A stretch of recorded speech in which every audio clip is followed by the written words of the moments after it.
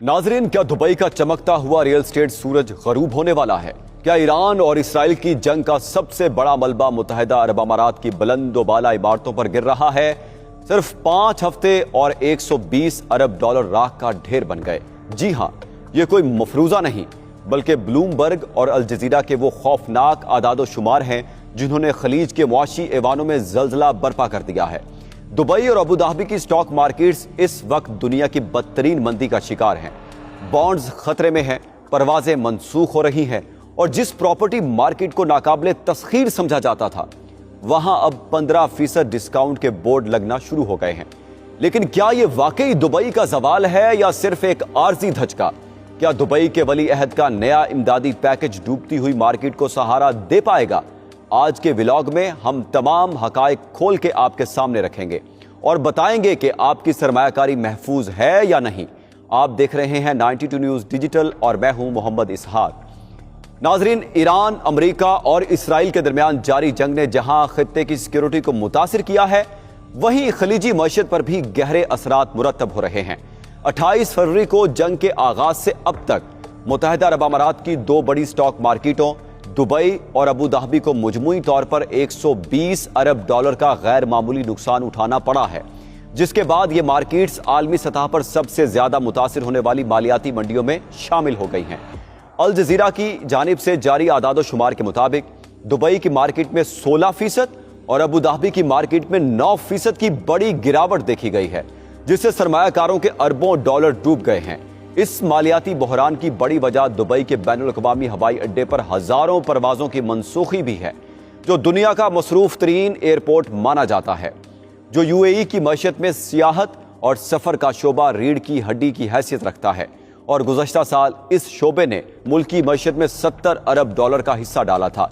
जंग की वजह से सियाहत की सनत को पहुंचने वाला ये नुकसान बराह रास्त स्टॉक मार्केट पर असरअंदाज हो रहा है। सिर्फ यूएई ही नहीं बल्कि कतर और बहरेन की मार्केटों में भी मंदी देखी गई है। अलबत्ता सऊदी अरब और ओमान की मंडियां इस बहरान के बावजूद मुनाफा कमाने में कामयाब रही हैं। नाजरीन, दुबई में फाइनेंस के असिस्टेंट प्रोफेसर हैशम ऑन ने इस सूरत हाल पर तबसरा करते हुए कहा है कि अगरचे ये गिरावट मुत्तहिदा अरब अमारात के लिए एक नापसंदीदा पेशरफ्त है, लेकिन इसे मईशत के बुनियादी ढांचे की तबाही की बजाय एक आर्जी धचका समझा जाना चाहिए।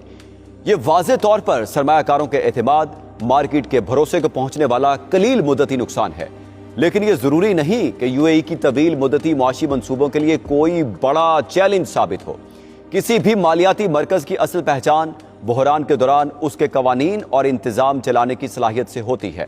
न्यूयॉर्क यूनिवर्सिटी के प्रोफेसर बर्डन हैकॉक, जो माजी में अमरीकी महकमा खारजा के साथ मशरिक़ वुस्ता में काम कर चुके हैं, उनका कहना है कि जैसे ही जंग का कोई हल निकलेगा, दुबई और अबू धाबी की मार्केटों में जबरदस्त वापसी की तवक्को की जा सकती है। मजमूई तौर पर देखा जाए तो दुबई की रियल एस्टेट मार्केट में मुकम्मल क्रैश के बजाय एक वक्ती सुस्त रवी और एडजस्टमेंट देखी जा रही है और मुस्तकबिल में आलमी हालात बेहतर होने के साथ साथ इस मार्केट के दोबारा तेजी पकड़ने के इम्कानात भी मौजूद हैं।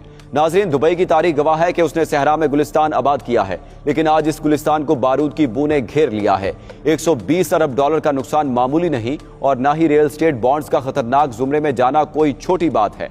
जंगें सिर्फ सरहदों पर नहीं लड़ी जाती, वो स्टॉक मार्केट के ग्राफ और आम आदमी की जेब पर भी असर डालती हैं। लेकिन याद रखिए, जहां एक तरफ पैनिक की सिचुएशन है, वहीं बड़े खिलाड़ी उसे खरीदारी का मौका करार दे रहे हैं। मोहम्मद अल अबार जैसे दूर अंदेश अब भी पुरुमीद हैं, लेकिन क्या एक आम सरमायाकार ईरान और अमेरिका की इस रसाकशी में मजीद नुकसान बर्दाश्त कर पाएगा? फैसला अब वक्त और बारूद के धुएं के छटने पर मुनहसर है।